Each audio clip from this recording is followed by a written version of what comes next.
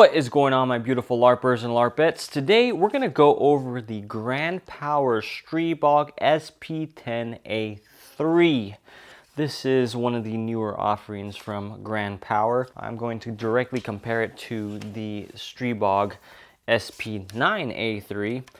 Yes, I know there's a big caliber difference there, but I'm going to compare quite a bit of updates they did from this style here to the newer Streebog you see right in front of me here. But before I get into all that, what is my relationship with Grand Power themselves? So I know Global Ordnance pretty well, the ones that import these into the US, and they are kind enough to send me some Streebogs out for review.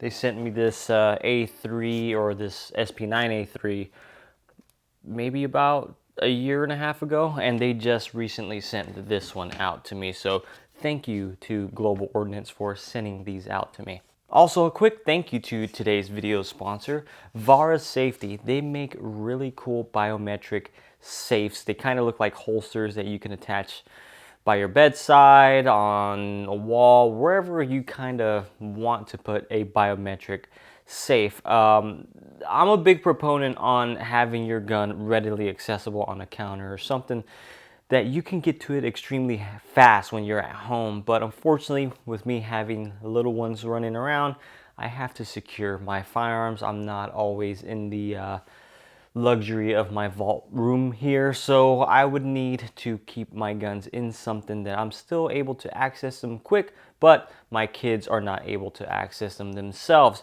So Vara Safety, I've been using their products for about maybe a year now, and they're a very cool option to have around the house. And yeah, go ahead and check those guys out. They make really cool stuff, and they just came out with their RACT, R-A-C-T. Yeah, that's how you spell it.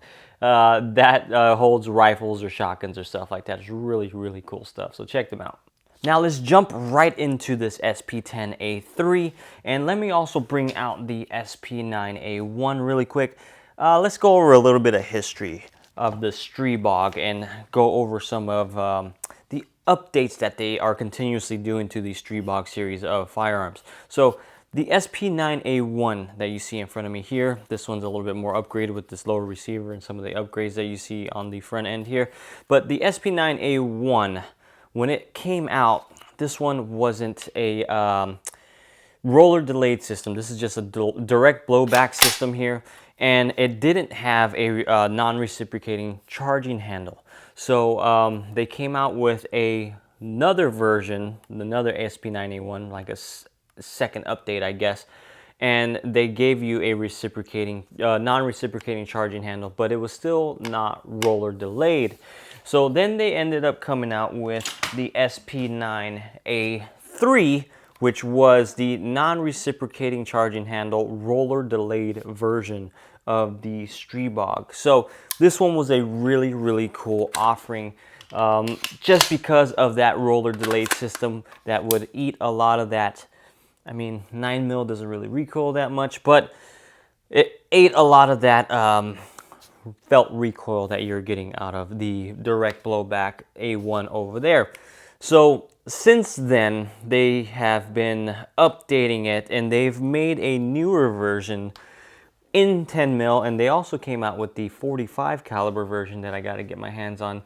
But I'm going to go over some of these subtle details because it may not look like it here in front of me, but there are some details that have changed throughout these two here. So starting right at the front here, again, comparing apples to oranges right now just because there's two different calibers.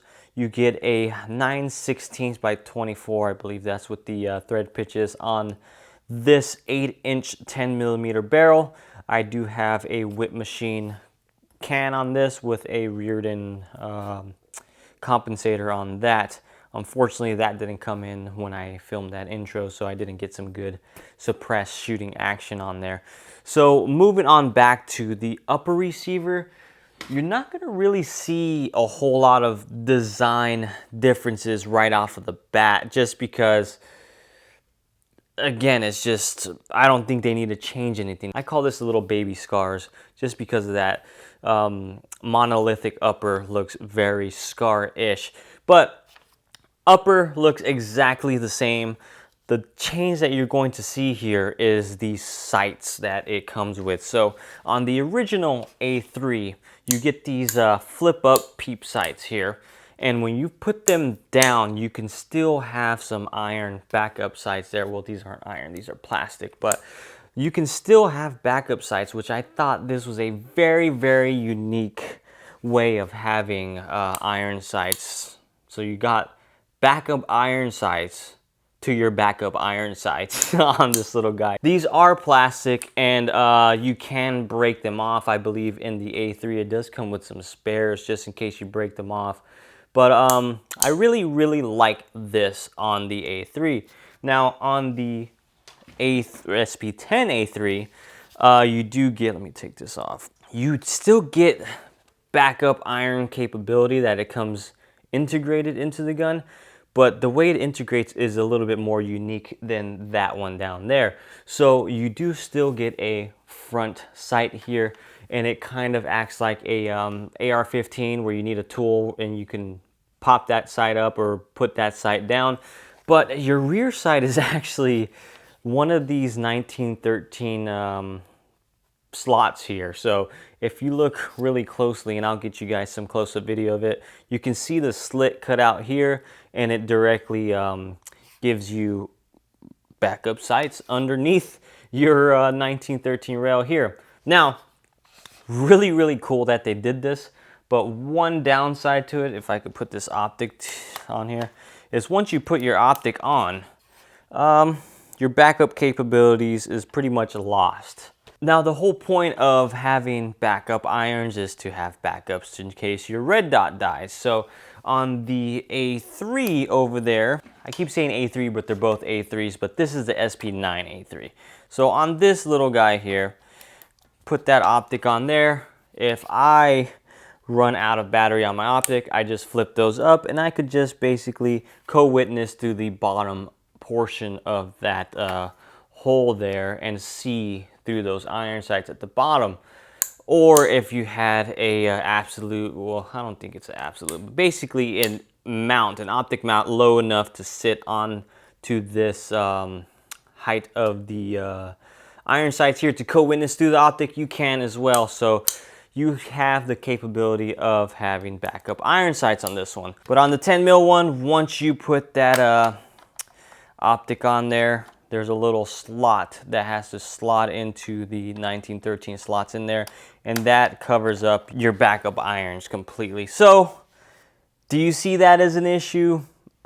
If it's integrated into that, I would like to use it, but if you get yourself a nice, reliable, good optic, some people don't really even run backup irons on their whatever they use sometimes. Usually on handguns, people are kind of taking their irons off completely and just running a dot on there. So me, I like to have some sort of backups to my backups. So there you go on that. I mean, there's really not much you can say. Really cool design that they put on here, but I wish I could still use them when I have an optic on here. Now moving on down to the operating system, it's essentially the same thing as the A3. It's a roller delayed blowback system. And on this one, you have a big cutout at the front there. This one, you don't. You just have a big chunk of metal.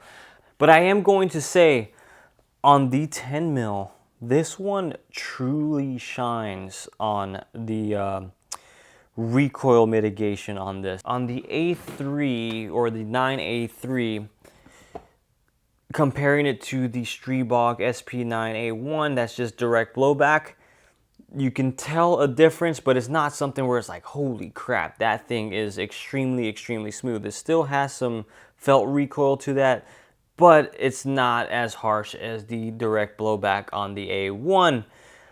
But when you're comparing a 10mm and shooting 10mm side by side, you can really feel that 10mm punch into your shoulder. And this A3 or the SP10A3 with that roller delayed system is a extremely smooth shooting system to have in this gun.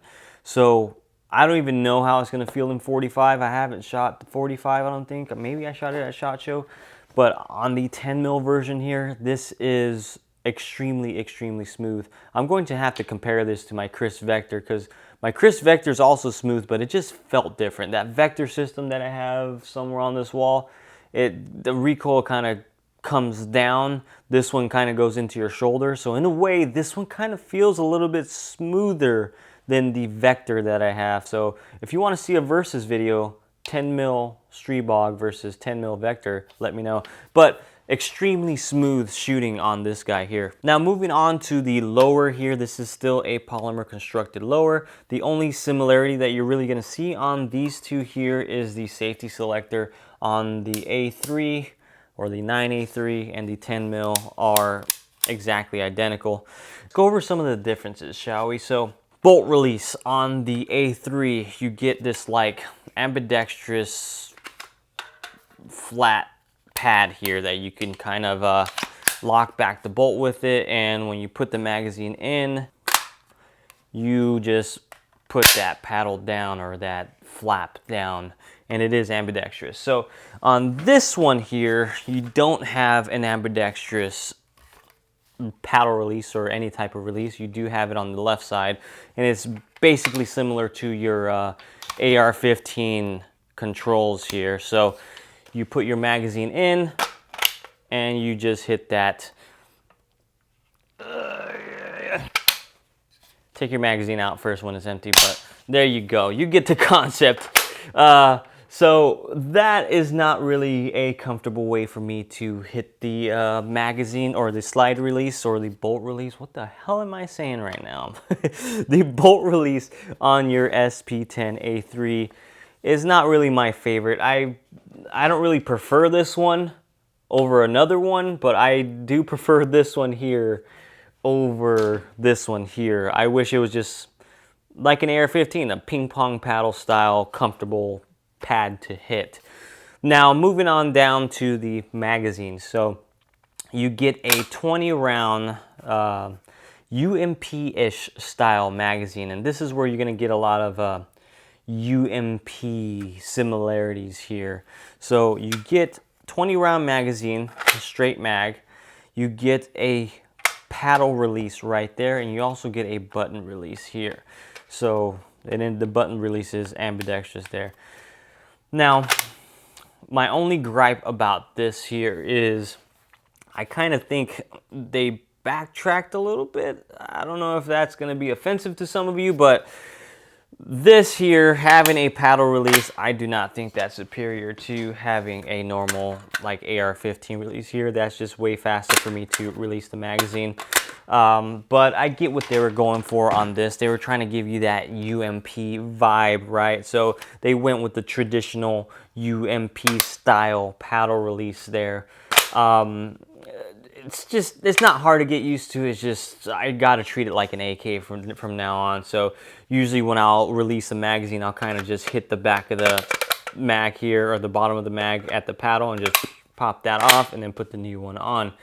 The button release though is not my cup of tea. So when it comes to the button release, it's not just a button where you just push and the magazine comes out. The button kind of turns when you're pushing it, so it makes it pretty difficult because it's like twisting your finger in a certain weird awkward position every time you're pushing that.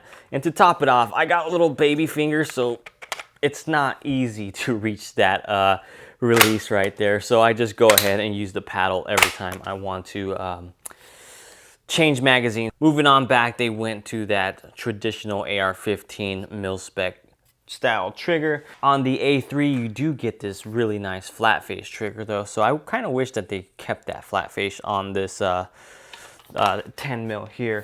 And another difference you're going to get is the grip. The grip to me on the 10 mil is a lot more ergonomic than the one on the A3. So you're gonna notice you have checkering here at the front, on the left and the right, and on the spine of the grip here.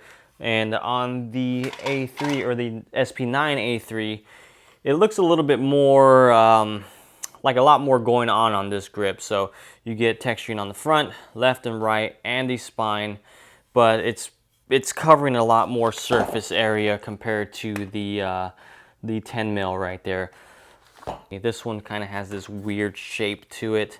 On the 10 mil, it feels more of like an AR-15 thinner grip back here. So that's a huge plus for me when it comes to shooting this guy here. And on the back, you do get this SP Tactical side folding brace. Very cool, very UMP style, right, on both of these here.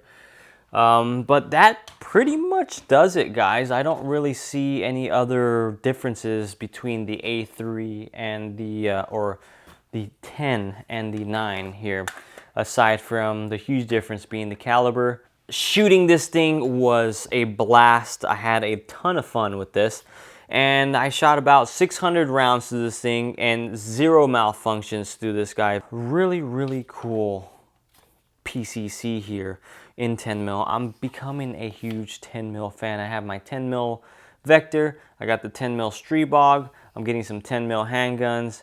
I wanna have something so when I'm out hunting, I have a nice 10 millimeter caliber to carry around with me. And those of you that are in bear country, what would you prefer to carry? Would you prefer to carry something like this? I mean, this could be pretty hefty in a backpack or something like that.